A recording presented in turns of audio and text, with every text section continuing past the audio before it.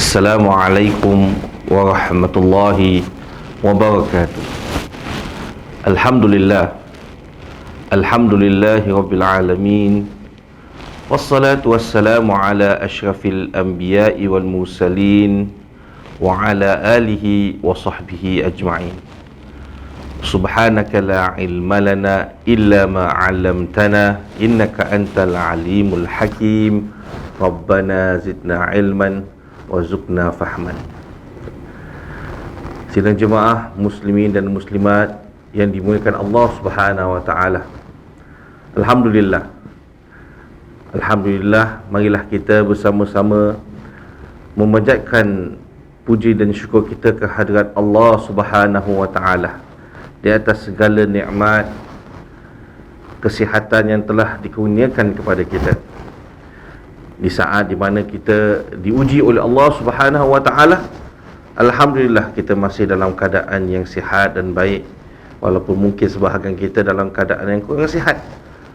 Ala kulli hal, kita tetap bersyukur kepada Allah Subhanahu wa taala di atas segala nikmat yang diberikan kepada kita yang tak terhingga ini. Muslimin dan muslimat yang dimuliakan Allah Subhanahu wa taala, insya-Allah kesempatan hari ini ingin kita mengungsikan sedikit apa yang sering kita telah lakukan saban minggu, di mana kita membahaskan tentang hadis-hadis menyentuh tentang zikir-zikir dan doa yang kita ambil daripada kitab Al-Adhkar karangan Imam Nawawi rahimahullahu ta'ala. Maka alhamdulillah kita telah menyempur pelbagai topik.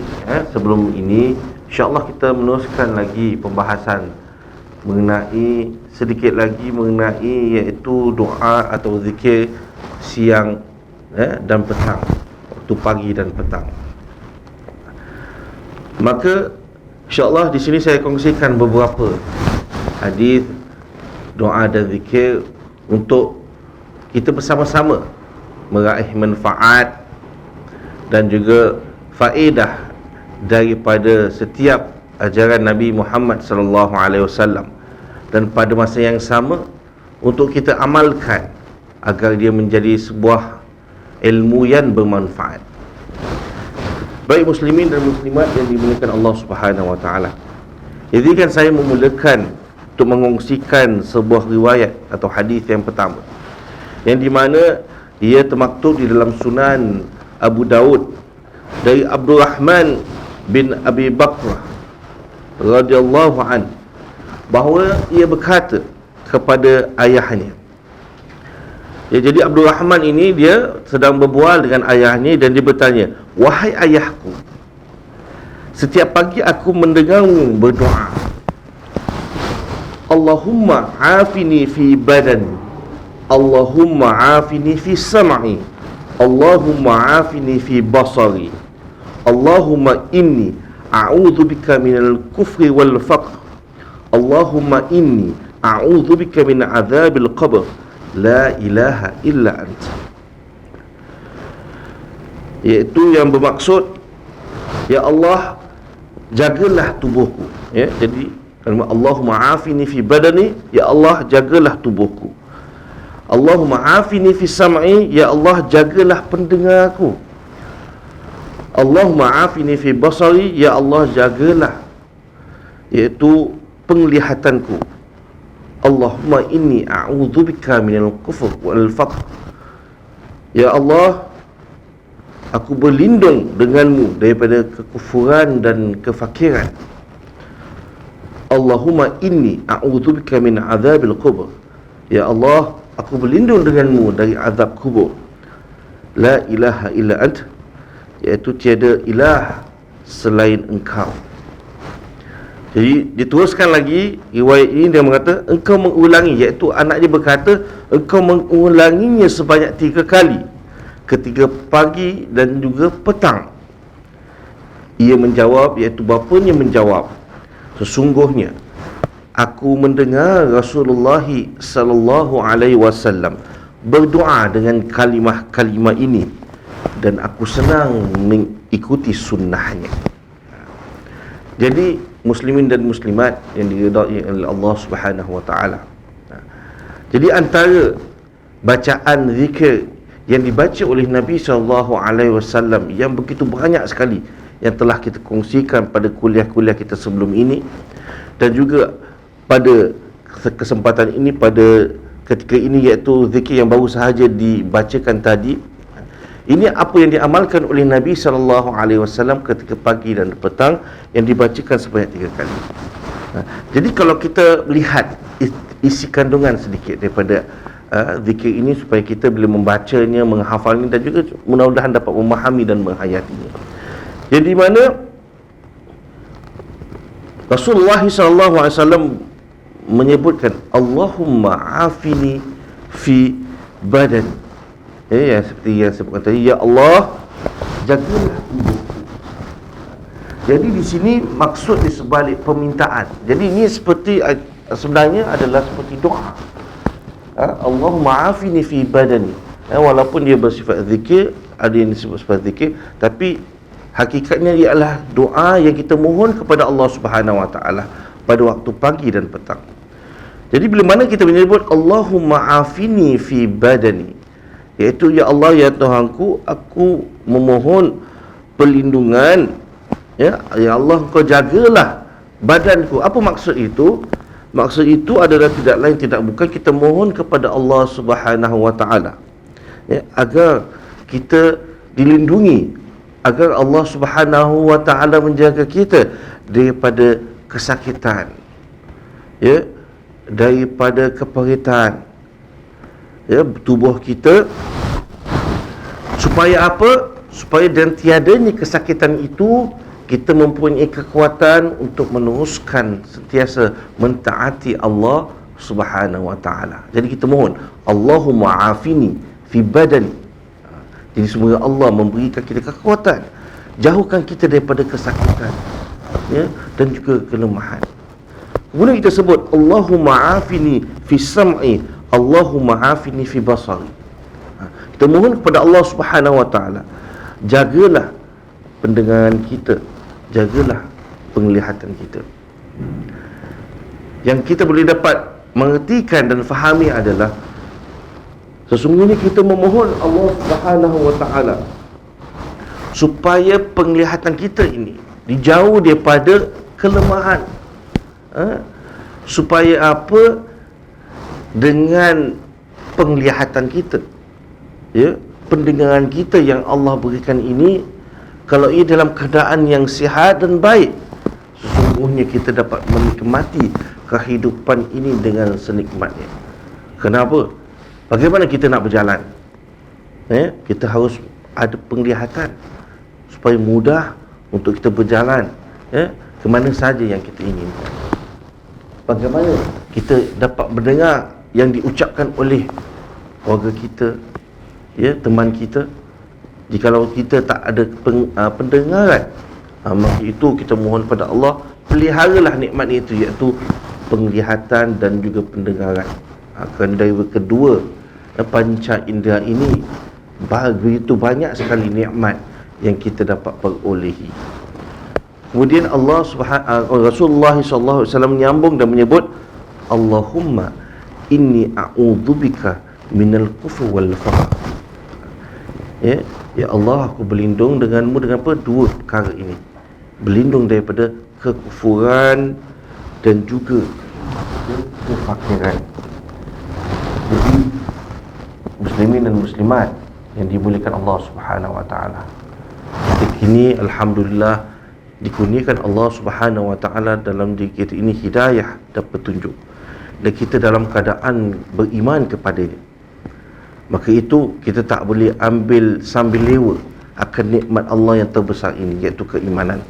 Maka itu kita mohon kepada Allah, jauhilah atau lindungilah kita daripada kekufuran, yang dimana setelah kita beriman, wa'iyazbillah, kita tak nak, ya, di akhir kehidupan kita contohnya, kita, ya, berada di dalam kekufuran, wa'iyazbillah. Kerana itulah, jika ia berlaku, ya, amatlah sedih dan amatlah celakalah insan itu, manusia itu. Kerana apa?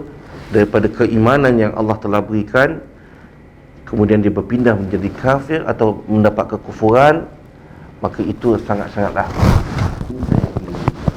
Kemudian adalah kefakiran, iaitu kefakiran dari sudut apa?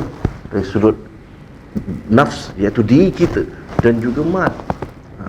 Sebagai manusia, kehidupan kita ini pastinya ada keperluan yang kita perlu penuhi dalam kehidupan kita. Maka itu kita mohon kepada Allah dijauhi kefakiran, kerana kefakiran ini mendatangkan pelbagai kesulitan dalam kehidupan kita. Ya, bayangkan dalam diri kita ni apa yang dikaitkan dengan kefakiran, akhlak, sifat kita. Kalau hidup mal, bagaimana kalau Allah Subhanahu Wa Taala menarik harta kita?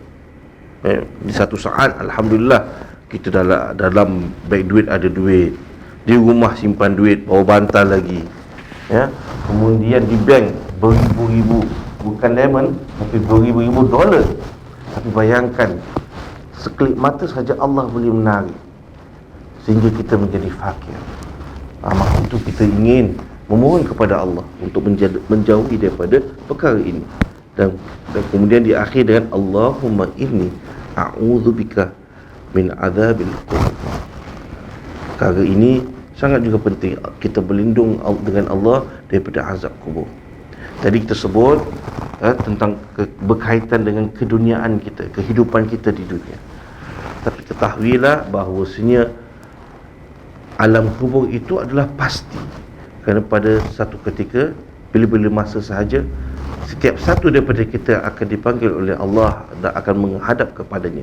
Maka kita akan meninggalkan dunia ini, maka kita akan berada di dalam kubur. Maka kita memohon kepada Allah bukan semata-mata terhindar daripada azab kubur. Yang dimaksudkan adalah kita mohon kepada Allah supaya kita dijauhi daripada sebab kita dimasukkan dalam kubur dan mendapat azab. Kerana bila kita berada di dalam kubur dan kita dapat siksaan Allah, itu dikarenakan apa? Dikarenakan amalan kita di dunia. Maka itu kita mohon kepada Allah supaya dijauhkan sebab-sebab amalan yang di mana bila kita berada di dalam kubur, kita tak dapat kenikmatannya, tetapi kita dapat kesiksaannya. Wa iyadzubillah. Tapi itu sangat penting.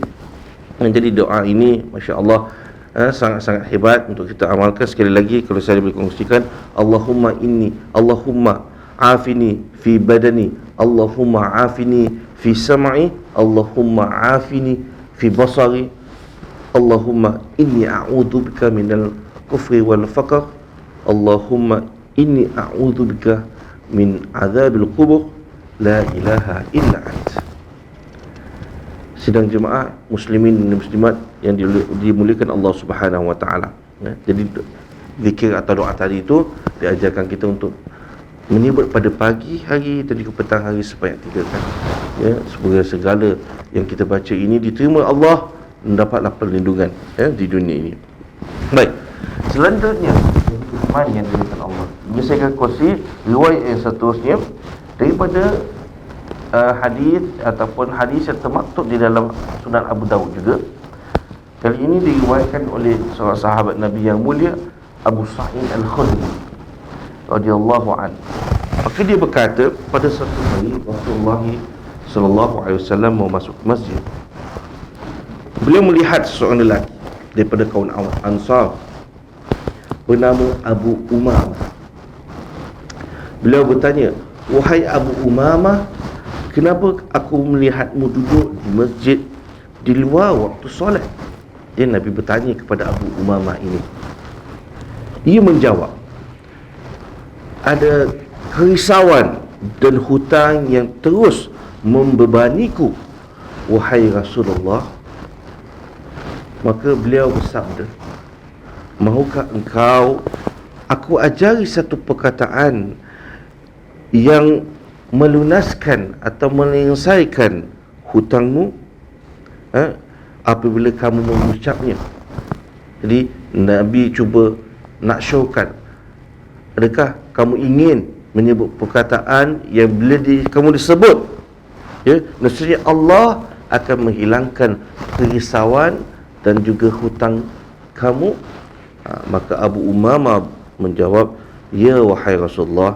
Maka beliau bersabda, kul idza asbahta wa idza amsayta. Katakanlah pada waktu pagi dan waktu petang, Allahumma inni a'udzubika minal hammi wal hazan wal huzn. Okay? Wa a'udzubika minal ajzi wal kasal. Wa a'udzubika minal jubni wal bukhl. Wa a'udzubika min ghalabati ad-daini wa qahri rijal. Kemudian Abu Umamah berkata, lantas aku mengamalkan pesanan tersebut. Ternyata Allah menghilangkan kesedihan dan kerisauanku serta melunaskan hutang. Baik, ini pastinya saya rasa dan percaya zikir dan doa ini pasti dikenali atau diketahui oleh sebahagian besar daripada kita. Hanya sedikit saya nak kongsikan dari sudut pembahasan riwayat hadis ini. Ini sebagai ilmu kita lah, supaya kita menambah ilmu daripada ilmu hadis ini, yang di mana bila kita meneliti hadis ini, maka kita akan lihat bagaimana ulama mengklasifikasikan atau meletak darjat pada hadis ini. Apa yang kita dapati adalah ada sebagai ulama meletakkan dhaif pada hukum hadis ini, tapi kalau kita lihat ada ulama yang lain seperti Ibnul Hajar, Imam Ibn Hajar Al-Asqalani, dia menghasankan hadis ini.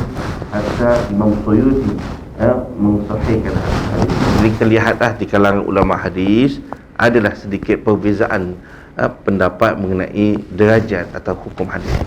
Baik. Tapi ala kulli hal, hadis ini atau doa yang termaktub dalam hadis ini adalah sebuah doa yang sangat-sangat baik. Kalau kita lihat sekali yang disebut Allahumma inni a'udzubika min hammi wal huzn. Ya Allah, aku berlindung denganmu daripada kerisauan dan kesedihan.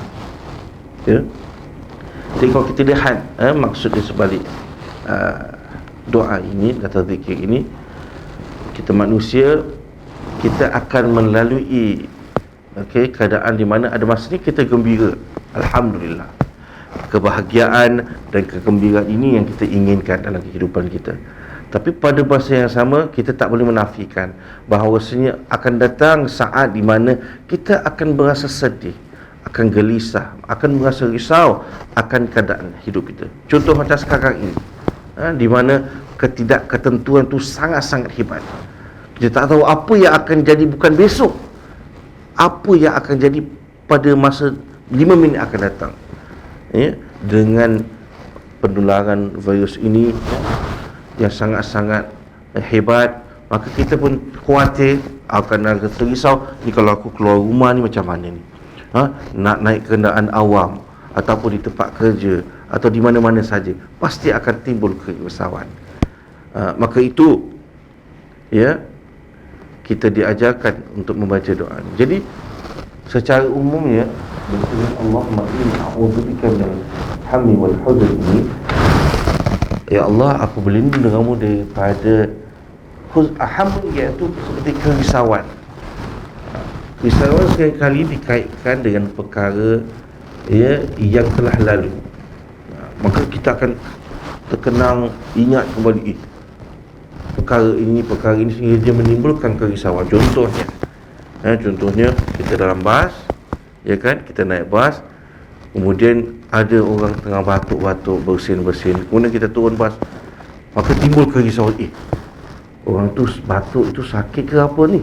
Sakit yang mana satu ni? Yang biasa-biasa ke? Yang luar biasa ke? Kan timbul kerisauan. Jadi kerisauan itu saya dikaitkan dengan perkara yang telah berlaku. Kemudian kesedihan.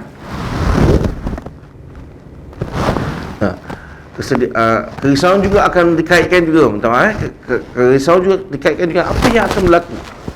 Contoh tadilah naik turun bas, kerisauan kita pula, adakah aku akan jatuh sakit? Kemudian kesedihan, pastinya kesedihan terkait dengan apa yang telah berlaku sebelum inilah. Contoh orang yang wa'iyadzubillah kehilangan insan yang disayangi dikarenakan contohnya wabak ini, ataupun dikarenakan sebab-sebab lain, maka kita mohon perlindungan. Kemudian disebut lagi wa'udzubika minal ajzi wal makas, dan aku berlindung denganmu daripada kelemahan dan juga malas. Itu sifat yang sesungguhnya dia adalah sifat manusia, ya. Manusia ni lemah, betul tak? Walaupun kita rasa kita kuat, setiap hari pergi gym, angkat besi, angkat tu, angkat sini, semua nak angkat, tapi ternyata pada hakikatnya manusia itu lemah. Ju'ilal insanu dha'ifa. Maka bagaimana kita nak mengatasi kelemahan ini? Kita mohon kepada Allah supaya dia angkat kelemahan ini, keuzuran ini.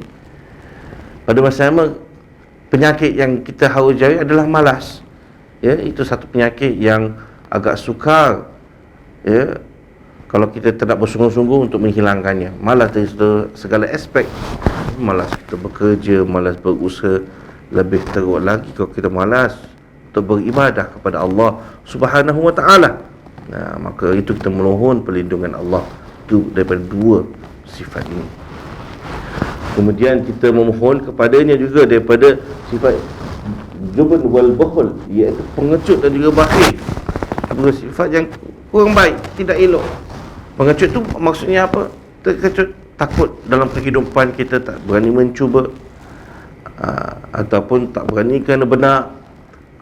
Kemudian yang lebih dahsyat lagi, kalau dia al-bukhl, bakhil, takut sangat nak keluarkan duit, nak derma, nak menyumbang kepada masyarakat, nak menyumbang kepada masjid dan persatuan Islam yang lain, yang berkira sangat. Itu sifat-sifat yang sangat-sangat keji. Maka itu kita mohon perlindungan daripada Allah. Dan akhir sekali, wa'udzubika min ghalabatid daini wa qahrir rijal, iaitu kita mohon kepada Allah, kita berlindung daripadanya, daripada sempitan atau hampitan hutang dan juga orang-orang yang memaksa atau menguasai kita. Dalam kehidupan moden yang sekarang ini, pastinya amat sedikit sekali lah kalau kita nak lihat orang itu bebas daripada hutang. Kerana apa? Kehidupan kita dengan sistem kehidupan yang kita diami ini, kita dikelilingi dengan masalah hutang. Tetapi akhirnya berbalik pada diri kita juga, bagaimana kita, ya, menguruskan kehidupan kita. Maka semaksimal mungkin kita harus jauhi daripada hutang piutang. Tetapi pada masa yang sama, kita juga perlu mohon kepada Allah supaya dijauhi daripada hutang, supaya dijauhi diri kita ini daripada nak berhutang. Mengapa kita bayar hutang? Sebab kita suka berhutang. Itu masalahnya, ya.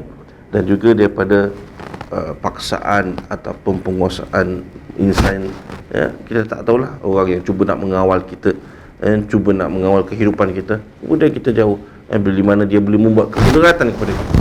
Mohon kepada Allah yang maha berkuasa, yang maha berkuasa di atas segala-galanya untuk melindungi kita daripada perkara-perkara tersebut.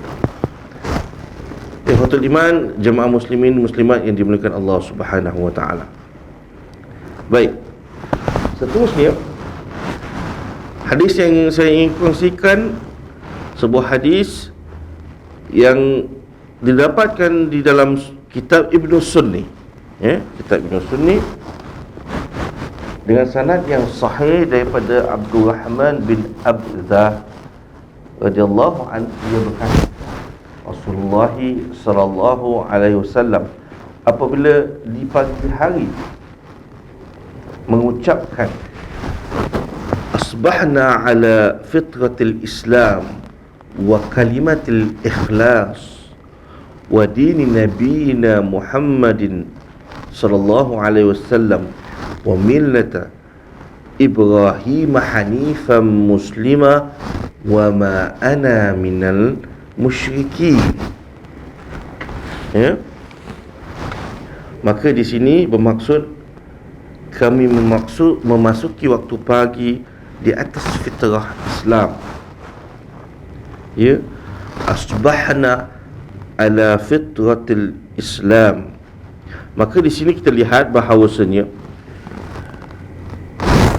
Allah Subhanahu Wa Taala, bila kita membaca ini seakan-akan kita nak mensyukuri atas nikmat Allah Subhanahu Wa Taala dan mengucap asbahna, maksudnya ya Allah, aku memasuki waktu pagi ini selepas berlalunya waktu malam dan petang yang sebelum ini dalam keadaan fitratul Islam, dalam di atas fitrah Islam. Fitrah Islam itu apa? Adalah agama Allah Subhanahu Wa Taala, Islam. Sebab kerana Islam adalah dinul fitrah, agama yang sangat sesuai dan dekat dengan fitrah manusia.